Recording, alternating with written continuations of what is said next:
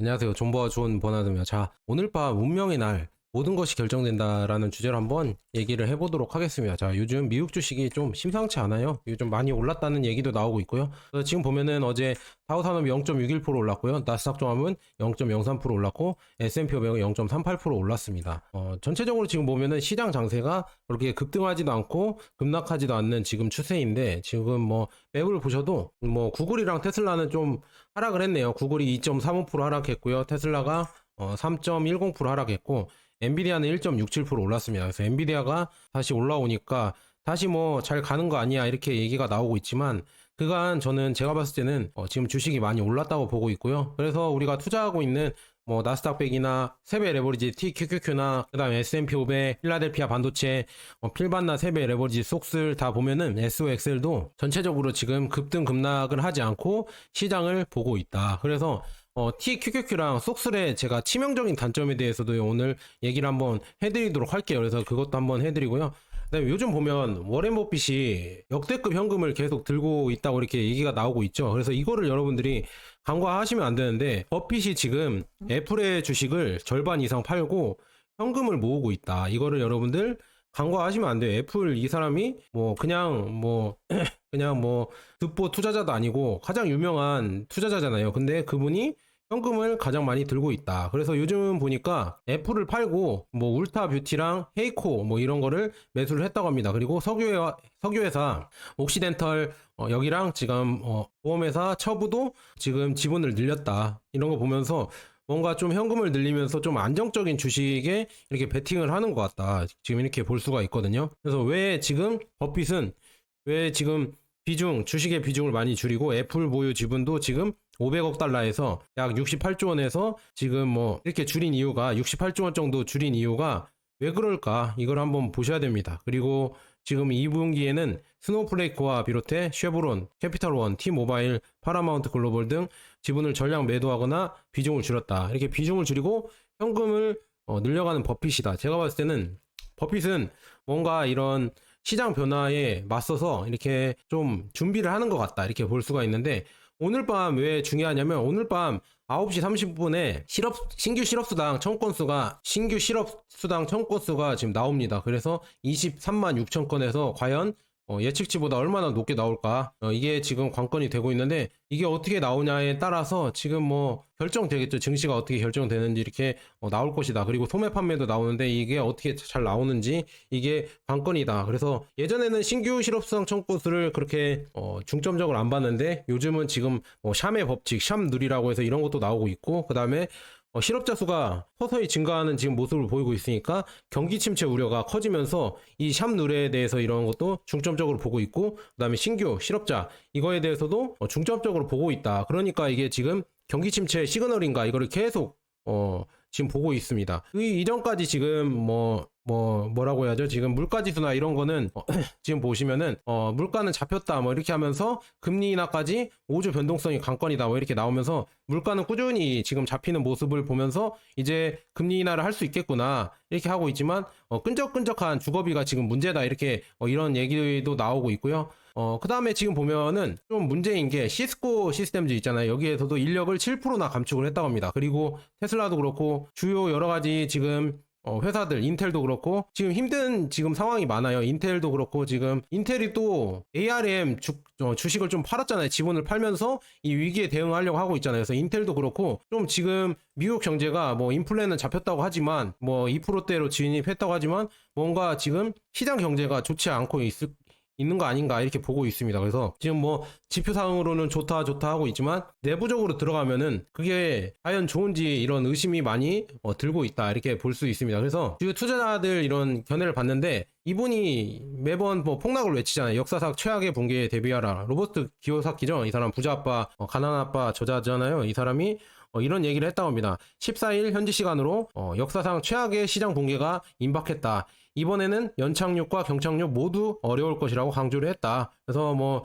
이어서 뭐 지금 카멜라 해리스 부통령, 제니 델런 재무장관, 그 다음에 제롬 파월 미 연준 의장 이런 사람들이 구원투수를 하는데, 역할을 맡는데 아마 실패할 것이다 이렇게 얘기가 나와 있고요. 그 다음에 이런 시장 폭락을 큰 기회로 사용하면은 전화 위복이 될 수 있다 이런 얘기도 했습니다. 그래서 가장 큰 지금 기술적 차트로 보면은 역사상 가장 큰 시장 붕괴가 올 수 있다 이렇게 시세를 하고 있고요. 노보트 기요사키는. 그래서 앞으로 주식, 부동산, 채권, 금은 비트코인 가격이 모두 폭락할 것이다 이렇게 나오고 있습니다. 그런데 저는 잘 모르겠습니다. 저는 제가 봤을 때는 금은 제가 폭락 안 할 거라고 보고 있거든요. 그래서 금이 그나마 가장 안정적이지 않을까 저는 그렇게 보고 있고요. 뭐 이 사람이랑은 뭐 생각이 다르니까 이런 폭락 위기를 이렇게 얘기를 하고 있고, 제가 봤을 때도 지금 보면은 미국 주식이 그냥 뭐 버블이냐 아니냐 이런 걸 따질 때보다, 그러니까 폭락이냐 아니냐 따질 때보다 그냥 일단은 많이 올랐다. 일단 바닥에서 제가 봤을 때도 많이 오른 건 맞거든요. 그리고 주요 지금 상승이 엔비디아의 상승에 지금 발판으로 나스닥 100 QQQ가 많이 올랐다. 엔비디아 때문에 많이 오른 경향이 있거든요. 근데 엔비디아가 만약에 무너진다. 이제 8월 28일 날 실적이 안 나와서 엔비디아가 이제 서서히 이제 계속 무너진다 하면은 당연히 나스닥이나 아니면은 반도체 세배 레버리지, SOXL, 속슬 이런 게 더 무너질 수가 있다. 이런 거를 여러분들 잘 보셔야 된다. 이렇게 말씀드립니다. 그래서 TQQQ나 속슬 이것도 크게 무너질 수도 있으니까 하락에 대비해서 여러분들 현금을 모아 가셔라 이렇게 말씀드립니다. 현금이 진짜 지금은 필요한 시기다. 굳이 뭐 많이 투자하는 것보다는 현금을 많이 들고 있는 게 저는 괜찮다고 보거든요. 그래서 지금은 저는 현금을 많이 들고 있다 이렇게 말씀드리고요. 그다음에 강세론자 또 의견도 말씀해드려야죠.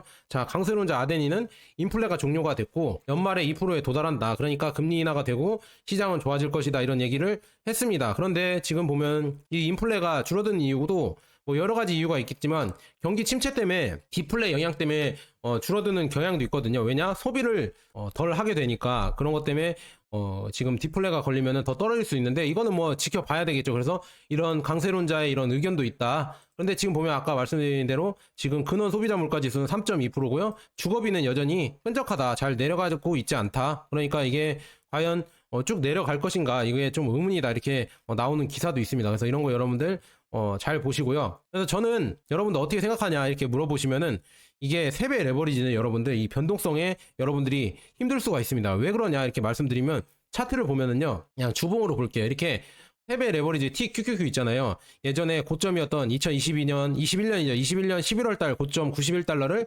아직도 시장이 폭등했다고 하는데 이 고점을 못 넘고 있습니다. 못 넘고 내려왔고요.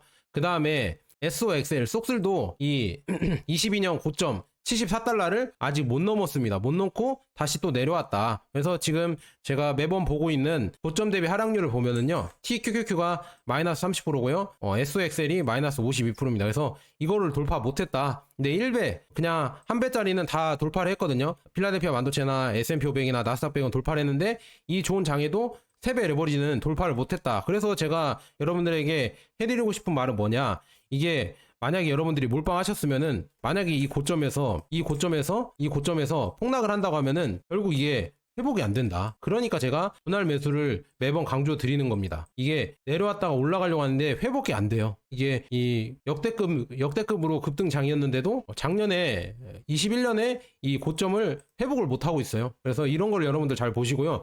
그러니까 한 번에 이걸 들어가지 말라는 말이 뭐냐, 한 번에 물리면은 진짜 답도 없다. 그러니까 이게 다 회복하려면 엄청나게 긴 시간이 걸리고요. 그렇다고 회복이 다 되는 것도 아니니까 그냥 이렇게 꾸준히, 만약에 여기서 내가 매수를 했는데 또 떨어졌어. 그냥 여기 또 매수하고 이렇게 꾸준히 매수했으면은 결국에 이렇게 수익을 봤을 거란 말이죠. 그래서 존 버나드도 이렇게 매수를 해서 수익을 봤거든요. 그래서 여러분들도 그렇게 하셔라 이렇게 말씀드립니다. 그래서 지금은 일단은 시장을 지켜보시고, 제가 봤을 때는 엔비디아 주가가 어떻게 되는지가 관건이거든요. 실적이 28일날 실적이 가장 중요하다 이렇게 보고 있고요. 오늘은 지금 신규 실업수당 청권 수가 어떻게 나오냐가 관건이 되겠다 이렇게 볼 수 있고요. 그다음에 지금 중국 증시가 뭐 오늘 8.15 때문에 우리나라는 휴장이었지만 중국 증시는 개장을 해서 봤는데 지금 뭐 산업 생산이나 이런 실직률이 좋지 않게 나왔습니다. 산업 생산량은 예측치 5.2보다 낮게 나온 5.1이 나왔고요. 실직률은 5.1에서 예측치 5.1보다 높은 5.2가 나와서 중국 증시도 여전히 좋지 않다 이렇게 볼 수가 있습니다. 그런데 지금 보면은 우리가 휴장하는 동안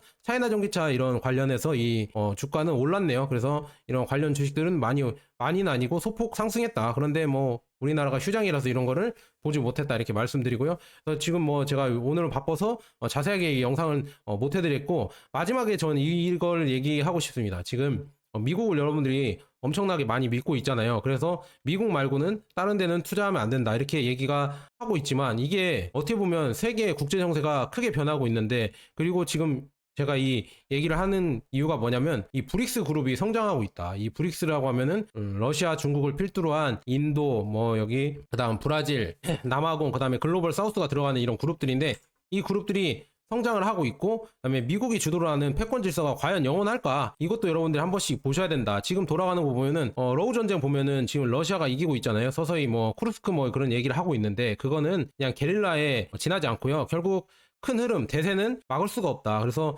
여기에 지금 지원을 하고 있는 미국이 과연 여기에서 패배를 한다고 하면은 그 전후 복구 비용이나 이런 거를 과연 감당 가능할 것인가. 그리고 미국의 부채가 계속 증가를 하고 있고, 미국이 러시아와 중국을 제재한다고 제재하고 있지만, 그래 제재해봐라, 우리는 알아서 러시아랑 중국이랑 뭐 인도가 서로 뭐 원유 계약을 체결하면서 서로 주고받고 있고, 그 다음에 사우디도 지금 페트로 달러를 폐기하고 그냥 위안화로 하겠다, 페트로 위안으로 하고, 중국이랑도 또 위안화 거래를 하고 있잖아요. 그래서 굳이 달러가 없어도 이제 거래하는 이런 그룹들이 많아지고 있다. 이게 문제죠. 그러니까 이게 지금도 뭐 달러가 계속 주도하고 있으니까 괜찮아 이렇게 생각할 수도 있겠지만, 그 조금 파이가 커지는 거예요. 그 틈이 계속 커지는 겁니다. 브릭스 쪽으로 이렇게 커지면서, 그리고 중국이나 인도나 이런 국가들이 그냥 GDP로만 봐도 그렇게 적은 국가들이 아니잖아요. 근데 이 국가들이 계속 커지고, 러시아가 커지고, 브라질이 커진다면 과연 이 미국 달러의 힘이 어떻게 될 것인가. 그래서 지금 헤지펀드 투자자인 레이 달리오 아시잖아요. 올 웨더 포트폴리오. 레이 달리오도 이런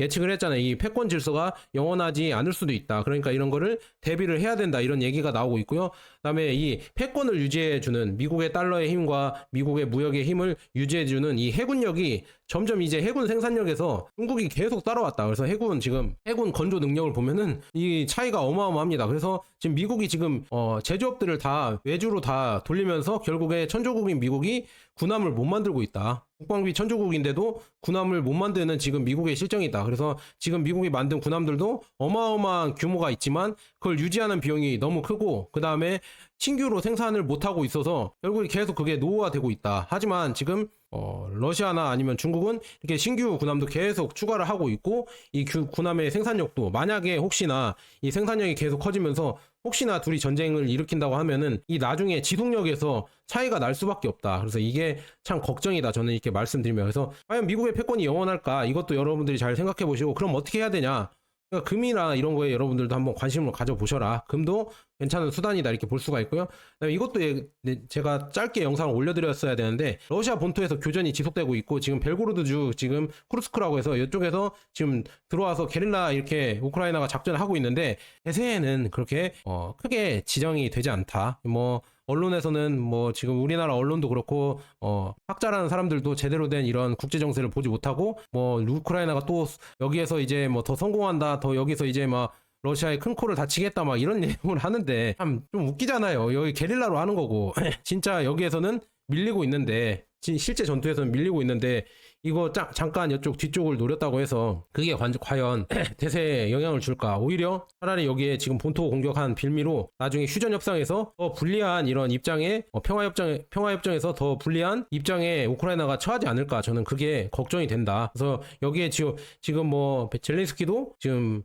해리스가 될 것 같이 지금 생각을 하고 있어서 계속 베팅을 하는데, 과연 그게 지금 옳은 선택인지 좀 의문이다. 그리고 이런 거를 더 키우면서 이게 어떻게 될지 몰라요. 진짜 러시아 본토를 공격했기 때문에 러시아가 잘 참아야 되는데, 혹시나 또 이제 본토에 대한 공격에 대해서 보복을 한다고 하면은 더 큰 전쟁으로 커질 수도 있다. 그래서 트럼프는 뭐 3차 세계대전도 뭐 경고를 했잖아요. 그래서 그런 것까지 일어날 수도 있기 때문에 참 요즘 정세가 지금 심상치 않다. 그래서 경기 침체가 올 수도 있고 3차 대전이 일어날 수도 있다, 이런 얘기가 나오는 게 다 일리가 없는 얘기가 아니다. 그래서 이런 거를 여러분들 잘 보시고 투자에 대응하셨으면 좋겠습니다. 그래서 저는 뭐 여러분들 굳이 막 엄청나게 막 몰빵을 해라 그렇게 말씀은 안 드리고요. 그냥 잘 보시면서 현금 비중도 어느 정도 갖고 가시고, 그 다음에 금에도 적정 수준 이렇게 ETF로 가져가시고 이렇게 하셨으면 좋겠습니다. 세배 레버리지 여러분들 너무 많이, 저도 세배 레버리지 지금 좋아서 투자하고 있지만 한 번에 질르시면 안 되고요. 꾸준히 분할면서 하셔야 된다. 이거 계속 강조 드립니다. 왜냐? 급격한 폭락이 오면은 이게 회복이 안 되기 때문에 계속 이렇게 말씀드립니다. 이게 치명적인 단점이다, 이렇게 말씀드립니다. 자, 여기까지 좋은 버나드였습니다. 여러분 감사합니다.